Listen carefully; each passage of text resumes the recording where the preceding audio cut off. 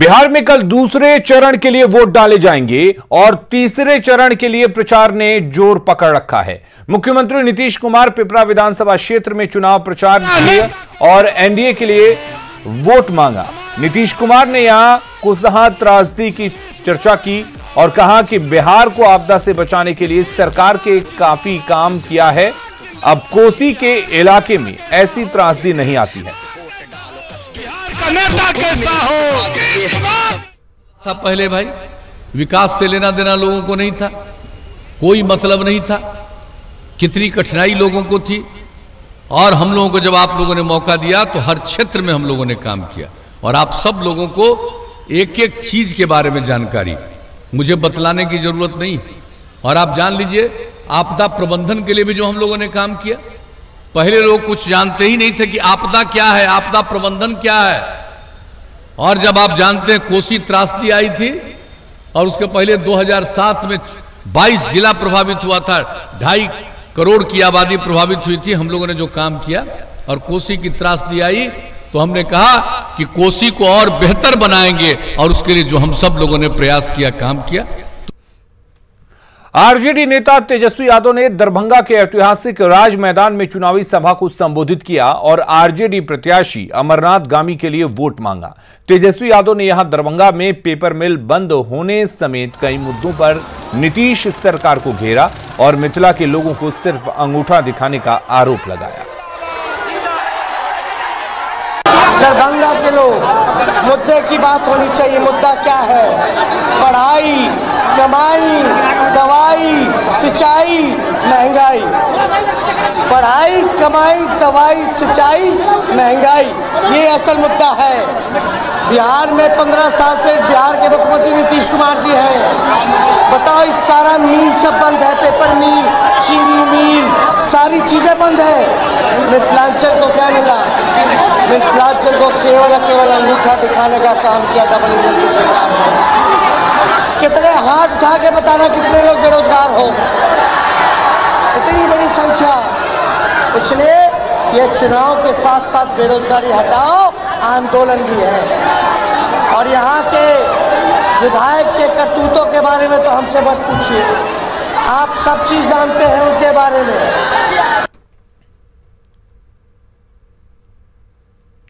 और चुनावी सभा को संबोधित करने यूपी के सीएम योगी आदित्यनाथ वाल्मीकि नगर पहुंचे। एनडीए उम्मीदवार को जिताने की अपील के साथ योगी आदित्यनाथ ने चुनावी मंच से आरजेडी और कांग्रेस पर जोरदार हमला बोला। चारा घोटाले का मुद्दा उठाकर योगी आदित्यनाथ ने लोगों से कहा कि जो इंसान पशुओं के चारा के नाम पर भी घोटाला करे, उस महागठबंधन से किसी को उम्मीद नहीं करनी चाहिए। इस राजनीति में हो तो सत्ता के लिए नहीं। और उधर बिहार में दूसरे चरण की वोटिंग के लिए तैयारियां पूरी कर ली गई हैं। कल 17 जिलों के 94 सीटों पर वोटिंग होगी। पटना में कल सीएम नीतीश और राज्यपाल जिस बूथ पर वोट डालेंगे उसका जायजा लिया संवाददाता आनंद अमृतराज ने। तो कल दूसरे चरण का चुनाव होना है, इसको लेकर चुनाव आयोग ने पूरी तैयारियां कर ली है। इस वक्त हम आपको दिखा रहे हैं दीघा विधानसभा के एक बूथ की तस्वीर और ये बेहद वीआईपी बूथ माना जाता है क्योंकि यहाँ पे मुख्यमंत्री नीतीश कुमार भी कल सुबह में पहुंचेंगे वोट डालने के लिए और इसको लेकर तमाम तैयारियां पूरी कर ली गई है। और एक तोरण द्वार बनाया गया है जिसमें वोट करेगा सारा पटना 3 नवंबर 2020। तो ये बनाया गया है सशक्त मतदान केंद्र। और उसके बाद इसमें हम आपको तस्वीर दिखाते हैं, इस बूथ की तस्वीर। चारों तरफ तैयारियां पूरी कर ली गई हैं और गोलाकार बनाया गया है जहां पे लोग कतारबद्ध होकर खड़े होंगे और अपना अपना मतदान करके बाहर निकलेंगे। और एक और तस्वीर हम आपको दिखाने की कोशिश कर रहे हैं। इस पूरे बूथ को सैनिटाइज किया गया है और चूंकि जाहिर सी बात है बिहार के मुख्यमंत्री नीतीश कुमार जब पहुंचेंगे यहाँ पे वोट करने के लिए, इस वजह से भी पूरे एहतियातन वो तमाम कदम उठा दिए गए हैं। और इसके अलावा देखिए जगह जगह पे लिखा हुआ है सोशल डिस्टेंसिंग, कृपया यहाँ खड़े हो। तो यहाँ पे जो लोग भी वोट डालने के लिए आएंगे वो लाइन से खड़े होंगे और वोट डालने के बाद फिर अंदर जाएंगे। हम आपको तस्वीर दिखा रहे हैं जहां पे कल ईवीएम मशीन रखा रहेगा और इसी कमरे में मुख्यमंत्री नीतीश कुमार के बारे में खबर है कि इसी में नीतीश कुमार वोट डालेंगे। इस वक्त हमारे साथ सुनीता जी हैं। एक स्कूल भी है जहां पे बूथ बनाया गया है। सुनीता जी, तमाम तैयारियां हो गई? जी जी बिल्कुल, सारी तैयारियां हो गई हैं। जी, और कितना बूथ है इसमें? इसमें 3 बूथ है। 3 बूथ। और आपको तो पता होगा कि मुख्यमंत्री भी यहाँ पर वोटिंग करने आएंगे। जी जी। तो कितना? और राज्यपाल भी यहीं आते हैं। अच्छा, राज्यपाल और मुख्यमंत्री दोनों यहीं आते हैं। तो जाहिर सी बात है बहुत वीआईपी है ये बूथ। हाँ, नहीं? हाँ। कैमरामैन अभिषेक के साथ आनंद अमृतराज, न्यूज 18 नेटवर्क, पटना। और चुनाव के दूसरे चरण को लेकर नौतन, बेतिया और चनपटिया विधानसभा क्षेत्र में तैयारियां पूरी हो गई हैं। इन तीनों विधानसभा के 1186 बूथों पर सुबह 7 बजे से वोटिंग शुरू की जाएगी। ईवीएम और वीवीपैट के साथ मतदान कर्मी बूथों तक पहुंच रहे हैं। चुनाव की तैयारियों का जायजा लिया संवाददाता प्रफुल्ल कुमार ने। दूसरे चरण में जिले के 3 विधानसभा सीट जो है बेतिया, नौतन और चनपटिया में कल चुनाव होना है, जिसके लिए चुनाव ईवीएम से लेकर सुरक्षा के जो इंतजाम है वो पुख्ता इंतजाम किए गए हैं। अभी मैं एमजेके कॉलेज परिसर में हूँ, जहाँ से सुरक्षा कर्मियों को मतदान केंद्र पे और जो मतदान कर्मी हैं उनको मतदान केंद्र पे भेजा जा रहा है। यहीं से ईवीएम जो है वो कर्मी ईवीएम लेकर मतदान केंद्र की ओर रवाना होंगे और सुरक्षा के जो सुरक्षा कर्मी हैं यहाँ से गाड़ी भी उनको मुहैया कराई जा रही है और सुरक्षा कर्मी जो है वो अपने मतदान कर्मी के साथ मतदान की ओर रवाना हो रहे हैं। आप देख सकते हैं कि लोग ईवीएम लेकर आ रहे हैं। ईवीएम यहाँ स्ट्रांग रूम से ईवीएम वितरण किया जा रहा है और ईवीएम लेकर गाड़ी लेते हैं। गाड़ी के बाद जो सुरक्षा कर्मी जो अलॉट किए गए हैं वो सुरक्षा कर्मी उनके साथ मतदान कर्मी के साथ होकर अपने अपने मतदान बूथ है उस बूथ की ओर रवाना हो रहे हैं। 3 विधानसभा क्षेत्रों के लगभग 1186 मतदान केंद्र बनाए गए हैं, जिस पे सेंट्रल पैरामिलिट्री फोर्स के साथ सुरक्षा के कड़े इंतजाम किए गए हैं। प्रफुल्ल कुमार, न्यूज 18 बेतिया। और पटना में वोटिंग को लेकर तमाम तैयारी पूरी हो गई है। पटना का वेटनरी ग्राउंड में बना एक बूथ जो दीघा विधानसभा का बूथ है, वीवीआईपी बूथ माना जा रहा है, क्योंकि इस बूथ पर राबड़ी देवी का परिवार वोट डालने आएगा। बूथ का जायजा लिया संवाददाता आनंद अमृतराज ने। इस वक्त हम मौजूद हैं वेटनरी ग्राउंड में एक बूथ पर जो दीघा विधानसभा में पड़ता है और ये बेहद वीआईपी बूथ माना जाता है, क्योंकि यहाँ पे राबड़ी देवी का पूरा परिवार आता है वोट डालने के लिए। इस वक्त तमाम तैयारियां पूरी कर ली गई है। सोशल डिस्टेंसिंग का पालन हो उसके लिए भी तैयारियां कर ली गई है और जो लोग भी यहाँ पर आएंगे वोट डालने के लिए उनके लिए गोलाकार घेरा बनाया गया और इसी में खड़ा होकर वो एक एक करके अपना वोट कास्ट करेंगे। तो इस वक्त तमाम तैयारियां की जा रही है और लगभग तैयारियां पूरी भी हो चुकी हैं। इसे सैनिटाइज भी किया गया है और हम आपको तस्वीर दिखा रहे हैं कि इसमें आपका नाम क्या हुआ सर? गुलशन कुमार। अच्छा गुलशन जी, इसमें कितना बूथ है? 3 गो है। 3 बूथ है। अच्छा, राबड़ी देवी का परिवार किस में जाएगा? इसमें जाते हैं। हम आपको तस्वीर दिखा रहे हैं कि देखिए ये वो बूथ है जिसमें राबड़ी देवी का पूरा परिवार आएगा वोट डालने के लिए। तो तमाम तैयारियां इसमें कर ली गई है। फैन भी लगाया गया है जो यहाँ पे वोटिंग करवाने के लिए जो यहाँ पे लोग रहेंगे उनके लिए, और इसके अलावा सैनिटाइज का भी पूरा व्यवस्था किया गया है और घेरा भी बना दिया गया है। यानी कि जो तमाम तैयारियां चुनाव आयोग ने जो निर्देश जारी किया है कि सोशल डिस्टेंसिंग के साथ साथ सैनिटाइज करना है बूथ को, इसके अलावा जो वोट डालने आए उनके लिए तमाम व्यवस्थाएं भी करनी है। तो तमाम तैयारियां लगभग पूरी हो चुकी है और बस अब इंतजार है जब राबड़ी देवी के परिवार के साथ जो इस बूथ पर जिनका वोट है वो यहाँ पर वोट डालने के लिए आएंगे। तो बस इंतजार है कल सुबह में 7 बजे का। जैसे ही कल 7 बजेगा उसके बाद वोटिंग शुरू हो जाएगा। तो हमने आपको तस्वीर दिखाई पटना के वेटनरी ग्राउंड के एक बूथ का जो वीआईपी बूथ है, जहां पे राबड़ी देवी के साथ साथ उनका पूरा परिवार आएगा और कई सारे वोटर भी वोट डालने यहां पर पहुंचेंगे। कैमरामैन अभिषेक के साथ आनंद अमृतराज, न्यूज 18 नेटवर्क, पटना। मुख्यमंत्री नीतीश कुमार ने आज सुपौल के निर्मली में भी चुनावी जनसभा को संबोधित किया और जेडीयू प्रत्याशी अनिरुद्ध प्रसाद यादव के लिए वोट मांगा। नीतीश कुमार ने अपने संबोधन में आरजेडी के शासनकाल पर निशाना साधा और बताया कि लालू राज में बिहार का बजट काफी कम होता था, लोगों को नौकरी भी नहीं मिलती थी, लेकिन जब 2005 में उन्हें मौका मिला तो सरकार ने नौकरी भी दी और रोजगार के नए द्वार भी खोले। लोगों को काम करने का मौका बिहार के लोगों ने दिया, 15 साल तक मौका दिया। और बजट कितना था? अधिकतम 24,000 करोड़ रुपया से भी कम। और आप लोगों ने हम लोगों को काम करने का मौका दिया और अब बिहार का बजट प्रति वर्ष 2,11,000 करोड़ रुपया से भी आगे बढ़ गया। कितने लोगों को हम लोगों ने काम दिया? जब उनको मौका मिला था उन लोगों को 15 वर्ष 10 साल तक बिहार और झारखंड एक था। 90 से 2000 में झारखंड अलग हुआ। लेकिन 2 टर्म यानी 10 साल बिहार झारखंड को एक था, उसको लेकर, और उसके बाद बिहार का 5 साल, 15 साल में कितने लोगों को काम दिया, नौकरी दी थी? 95,000 लोगों को। कितने कम शिक्षक, कितने कम एम्प्लॉय, कितना पद खाली रहता था, तनख्वाह भी नहीं मिलता था, और हम लोगों को काम करने का मौका दिया। बजट तो बढ़ाई, और हम लोगों ने जो सरकारी सेवा में और शिक्षकों में लोगों को नौकरी दी 6 लाख से ज्यादा, और उसके अलावा निरंतर काम चल रहा।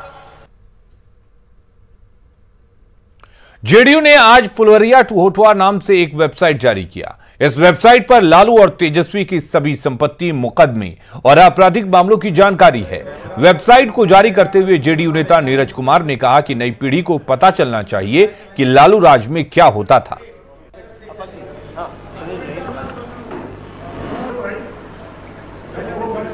कैमरा भी आपका लंबा रहेगा।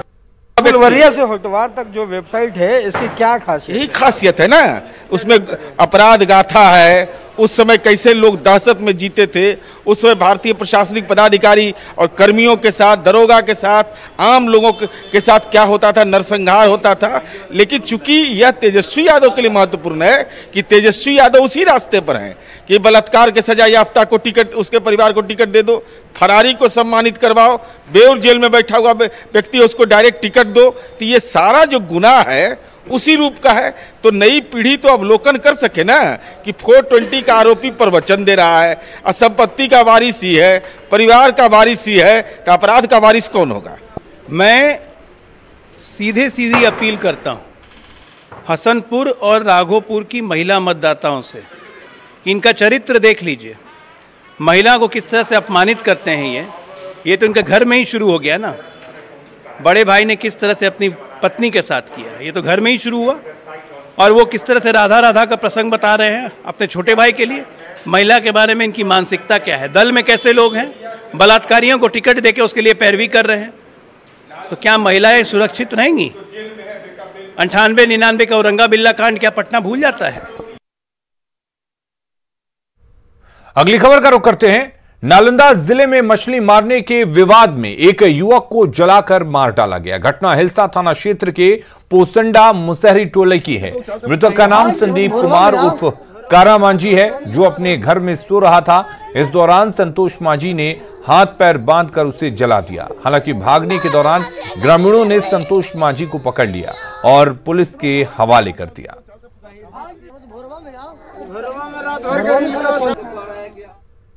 जल्द लौटते हैं एक छोटे से ब्रेक के बाद।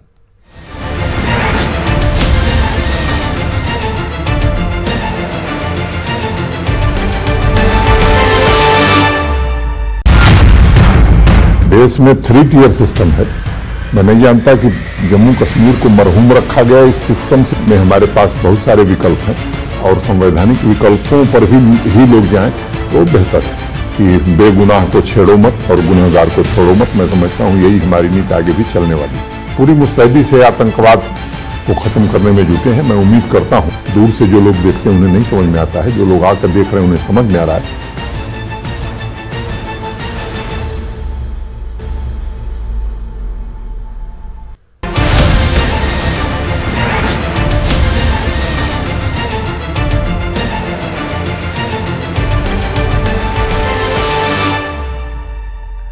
दरभंगा में बीजेपी के राष्ट्रीय अध्यक्ष जेपी नड्डा रोड शो कर रहे हैं, जहां उन्होंने न्यूज 18 से खास बातचीत की और तेजस्वी यादव पर जमकर हमला बोला।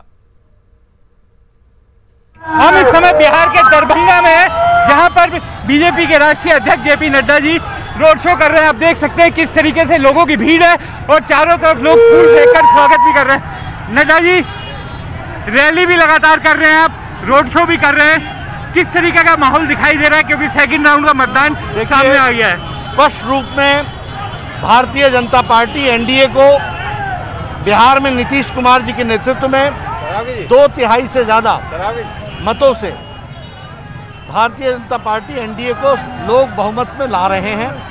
और एक बहुत आप देख रहे हैं जैसा जोश लोगों में दिख रहा है, वो स्पष्ट है कि बिहार को विकास की ओर आगे ले जाना और जो जंगल राज से छुट्टी मिली है और विकास की पटरी पर फिर से सरकार ने नीतीश कुमार के नेतृत्व में यहाँ अच्छे काम किए हैं, उसको लोग मोहर लगाना चाहते हैं, उसको आशीर्वाद देना चाहते हैं। सर तेजस्वी, आपने जो जंगल राज की बात की, प्रधानमंत्री जी ने भी कहा जंगल राज के 2 युवराज, लेकिन तेजस्वी यादव कह रहे हैं कि पिछली बातें कर रहे हैं, भविष्य की बातें बीजेपी नहीं कर रही। भविष्य तो हमने दिखाया है। 13 मेडिकल कॉलेजेस किसने दिए यहाँ पर? 11 medical colleges. All India institute of medical sciences किसने दिया? 54,000 करोड़ रुपए हाईवेज पर खर्च किसने किया? 13,000 करोड़ रुपए रोड्स पर किसने खर्च किया? शिक्षा में 1,000 करोड़ रुपए किसने खर्च किया? स्वास्थ्य में 600 करोड़ रुपए किसने खर्च किया? कनेक्टिविटी में 499 करोड़ रुपए किसने खर्च किया? ये विकास की कहानी तो हमारी है और यही विकास पिछले 3 सालों धरती पर लगा है। जैसे आपसे नीतीश कुमार ने विदा लिया, मोदी जी के साथ चले नीतीश कुमार जी, 11 मेडिकल कॉलेज 3 साल के अंदर मिले हैं और प्रैक्टिकली हर एक क्षेत्र में विकास की एक नई गाथा लिखी गई है। तुम्हारी सरकार जैसे आई, तुमने शहाबुद्दीन को जेल से बाहर निकाला कि नहीं निकाला? और नीतीश कुमार ने जेल के अंदर डाला कि नहीं डाला? शहाबुद्दीन उत्तर बिहार का डॉन था जी, लोग खौफ खाते थे। शाम को 5 बजे के बाद वो 5 बजे के बाद कोई बाहर निकलता नहीं था। तो क्यों नहीं याद दिलाएंगे? और तुम्हारी रस्सी जल गई है, बल नहीं गया है, अभी भी आपका ऐठन वैसी ही है। आप विपक्ष के नेता हैं तेजस्वी जी, पिछले साल आप 1 साल विधानसभा नहीं गए, 1 साल बजट का सेशन आपने अटेंड नहीं किया। ये प्रजातंत्र को एक तरीके से आपने डिसरिस्पेक्ट किया है। बीजेपी ने आयोजित किया है और यहाँ पर सेकंड राउंड में मतदान होना है। दोनों तरफ आप देख सकते हैं बड़ा बाजार है, लोगों में काफी जोश है और बीच बाजार से निकाल करके आखिरी समय पर बीजेपी अपनी पूरी ताकत लगा रही है। कैमरा सुनील सागर के साथ सुकांत यादव, न्यूज़ 18 इंडिया, दरभंगा। और द न्यूज 18 से एक्सक्लूसिव बातचीत में गिरिराज सिंह ने विपक्ष पर बड़ा हमला बोलते हुए कहा है कि बिहार में चुनाव नारियल फोड़ने वालों और बम फोड़ने वालों के बीच है। महागठबंधन को गिरिराज ने आतंक और भय का गठबंधन बताया। गिरिराज सिंह ने चिराग पासवान की राम भक्ति पर भी सवाल उठाए, साथ ही चुनाव नतीजों के बाद एनडीए की सरकार बनने का दावा भी किया। आसमान जेल तो भिजवा रहे हैं नीतीश जी को, जांच कराने की बात तो बोल रहे हैं, लेकिन जो तेजस्वी यादव पर उनकी जुबान क्यों नहीं खुलती? उनकी जुबान कांग्रेस पर क्यों नहीं खुलती? ये राज्य की जनता जानना चाहती है। ये कैसे राम भक्त हनुमान हैं? ये कि हनुमान राम के विरुद्ध जा रहे हैं। राम कहते हैं कि मैंने नीतीश कुमार को नेता माना, वो उनको गाली दे रहे हैं। हम इनके खामियों को गिनाते हैं, उस पर जुबान बंद है। तो मेरा तो साफ है, मेरा सॉफ्ट और हार्ड नहीं है। जो मैं जहां रहता हूं साफ गोई से रहता हूं और समय आता है तो अपनी सरकार के खिलाफ भी जुबान खोलने में देरी नहीं करता। खबरें लगातार जारी हैं, आप बने रहिए न्यूज़ 18 बिहार झारखंड के साथ।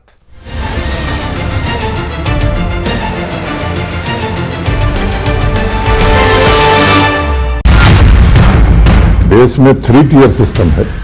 मैं नहीं जानता कि जम्मू कश्मीर को मरहूम रखा गया। इस सिस्टम से में हमारे पास बहुत सारे विकल्प हैं और संवैधानिक विकल्पों पर ही लोग जाएं तो बेहतर है कि बेगुनाह को छेड़ो मत और गुनहगार को छोड़ो मत। मैं समझता हूँ यही हमारी नीति आगे भी चलने वाली है। पूरी मुस्तैदी से आतंकवाद को खत्म करने में जुटे हैं। मैं उम्मीद करता हूँ दूर से जो लोग देखते हैं उन्हें नहीं समझ में आता है, जो लोग आकर देख रहे हैं उन्हें समझ में आ रहा है